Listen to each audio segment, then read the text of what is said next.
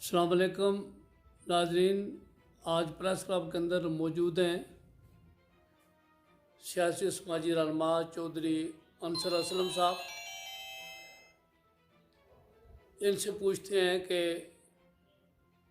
हमारा जो इलाका है चकसवारी और इसके जो गिरदनवा में जो इलाके हैं, इनमें सबसे बड़ा मसला कौन सा है? ये बरतानिया में मुकीम है, तारकिन वतन के अहम नुमाइंदे हैं।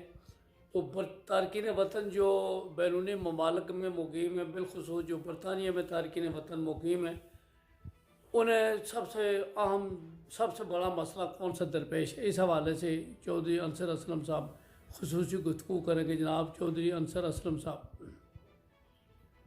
जी बिस्मिल्लाहिर्रहमानिर्रहीम। ये इस वक्त अगर देखें तो बेशुमार मसाइल हैं, ख़ासकर जब भी आना हुआ तकरीबन लास्ट 10 साल से अरसा में, तो तकरीबन हर साल 2 साल बाद यहाँ पर आना होता है।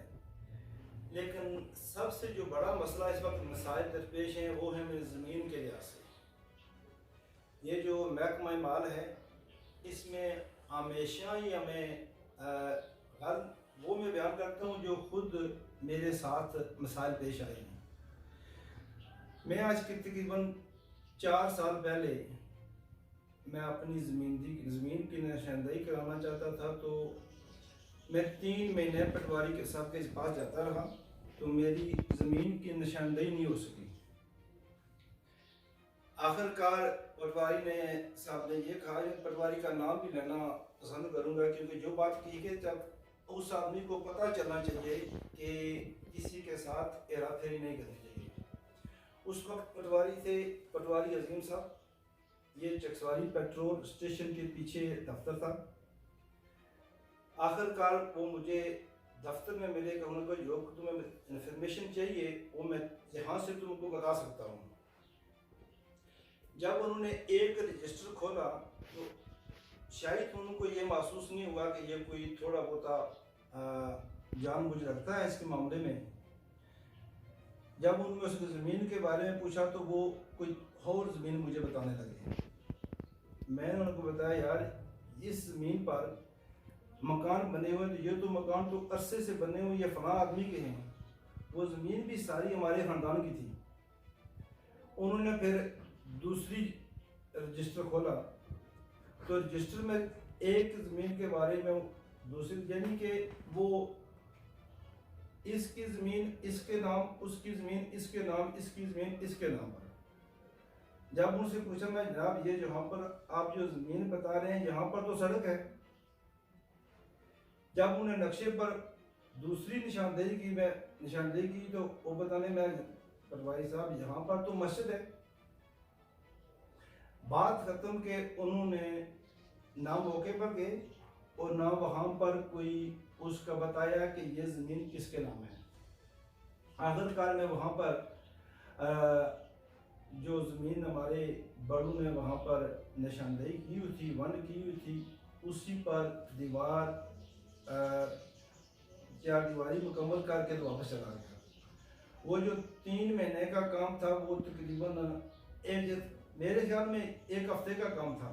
तकरीबन 4-5 महीने मेरे लगे वहाँ पर। उसके अलावा हमारे यहाँ एक ज़मीन थी, वहाँ पर कोर्ट में केस चला। वो कोर्ट तकरीबन 15 साल केस चला।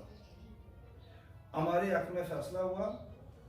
जब हमारे कज़न वहाँ से आए, वो 4 दीवारी बनाने लगे, तो वहाँ पर इन लोग किसी आदमी ने वहाँ पर उनका ये ज़मीन हमारी है। पटवारी अजीम साहब दोबारा फिर वहाँ पर मौके पर गए और उस ज़मीन का, जिसमें 15 साल कोर्ट का फैसला हुआ हमारे हक में, जब हमारा कज़न आया वहाँ पर तो वो ब्रिटिश बॉर्न था, उसको इतनी यहाँ पर मालूमात नहीं थी। उसके भी तकरीबन 5-6 महीने लगे वहाँ पर, तो उनसे भी पैसे बटोरे गए, तकरीबन 3 से 6 लाख रुपया। एग्जैक्ट मुझे फिगर नहीं मालूम, लेकिन इतने पैसे लिए कि उसकी ज़मीन भी अपनी, कोर्ट का फैसला भी हुआ, तो फिर भी वहाँ पर ये जो माफिया है, इस माफिया ने वहाँ से पैसे लिए।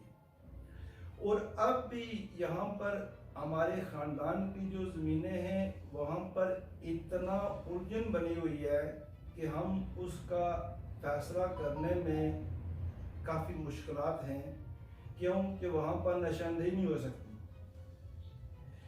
जब उन्होंने कहा, मैं पटवारी साहब, कि आप अगर हमारी जो ख़ानदान की जितनी ज़मीनें हैं आप उनकी निशानदेही कर दें, मैं वहाँ पर 2 वीडियो वाले बनाऊँगा, निशानदेही करूँगा, मुकम्मल उनकी जो हद बंदी होगी वो एक आप वीडियो में बता दें कि ये जगह उसकी है।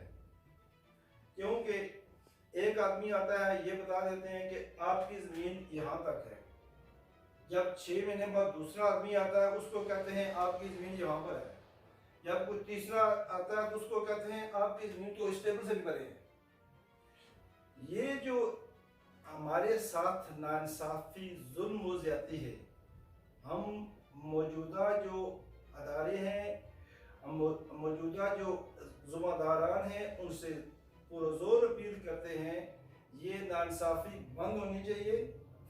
और ये इसमें एक हम नहीं इसमें इस बीमारी में मुब्तला, बल्कि एक बेशुमार आदमी मिलते हैं इसमें, हमारे आज़ाद कश्मीर के ओवरसीज़ रहने वाले ज़्यादा आदमी इसमें मुब्तला हैं।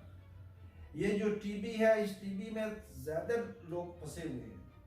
और अगर ये कोई अदारा ये डिजिटल कर दे, कंप्यूटराइज कर दे, देखें पंजाब में हो गया है, वहाँ पर बेशुमार हमारे जाने वाले हैं, उनके साथ अक्सर बात कर होती है, उनके बेशुमार मसाइल हल हो जाते हैं, क्योंकि ये जो कंप्यूटराइज सिस्टम हो गया है।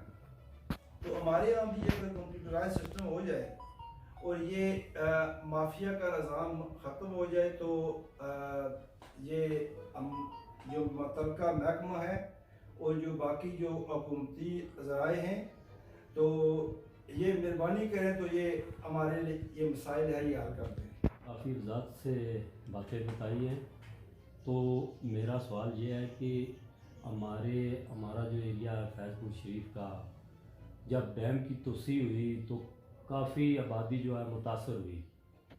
तो कुछ जो लोग थे हमारे, जो ये टाउन बने हैं वहाँ उनको प्लाट मिले, लेकिन चूँकि आम ज़मींदार लोग हैं, हमें ज़मीनों की ज़्यादा ज़रूरत है, तो ज़्यादातर लोगों ने तरजीह दी जो कि उनकी ज़मीन थी, या तो जो ऊपर ज़मीनें थी जो रकबा था जंगलात का, या दूसरा रकबा था, ठीक है, खालसा सरकार, वहाँ पर लोगों ने रहने को तरजीह दी। तो जब लोग वहाँ रहने के लिए गए तो देखा कि आगे जो हमारी ज़मीन है उसके तो बहुत से मालिक हैं। तो फिर जो पटवारियों के पास गया, उन्होंने उसको ऐसे केसों में उलझा दिया, ठीक है। एक तो ये एक सवाल है, इसकी क्या वजह थी। दूसरा, जो हमारी ज़मीनें शामलात वगैरह थी, उन पर इस हद तक कब्ज़े हुए और कब्ज़े करने वाले भी चंद लोग हैं, जबकि जो असल हकदारान थे उनको अपनी शामलात मिली ही नहीं। ना कुलिये के मुताबिक महकमा माल के इन पटवारियों ने वो जगह तकसीम की। तो इतना जो जुल्म हुआ है, इस पर आप क्या कहेंगे? जी, ज़्यादातर को खुद तो इसमें एक्सपीरियंस नहीं है, लेकिन सुनी सुनाई बातें हैं। लेकिन उस पर सुनी सुनाई बातें अगर कही जाएं तो वो अथेंटिक नहीं होती, तो उन पर बात करना मुनासिब नहीं होगा। लेकिन एक बात यह है कि एक वाक़े का मैं खुद उसमें मुझे मालूम है कि दानों तरफ ज़मीन वो नंबर थे, दरमियान में जो थोड़ी सी जगह थी, तकरीबन 5 या 10 मरले होगी, वो ज़ाहिर है वो दोनों तरफ उसकी ज़मीन है, तो जो दरमियान में वो भी शमलात उसी की होती है, और वो ज़मीन बिक गई है। मुझे पता चला कि उस ज़मीन के बेचने वाले ने, जिसने ली, उसने मुझे वहाँ पर इंग्लैंड में कहा, यार हमें रास्ता चाहिए। मैंने कहा यार रास्ता मिल जाएगा, आप आए, रास्ते की कौन सी बात है।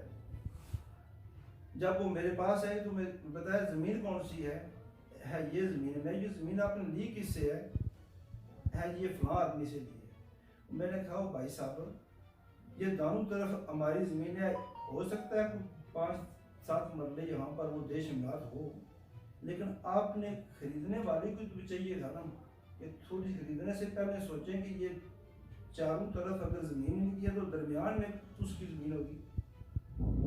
फिर उनको रास्ता, मैंने भाई साहब आप रास्ता लेने से पहले आपको ये थोड़ी सी इसमें सोचना चाहिए था कि मैं 5 मरले ज़मीन पर या 10 मरले पर मैं हेलीकॉप्टर से जाऊँगा। इस तरह के और भी बेशुमार हैं, सुनने का है मामला, लेकिन ये भी हैं अगर जिन भाइयों के साथ इस तरह के नाइंसाफ़ियाँ हो रही हैं वो खुद भी तो थोड़ा सा मीडिया पर आकर या अपने मामलात पर बताएं तो बेहतर होगा, उनको बताना भी चाहिए।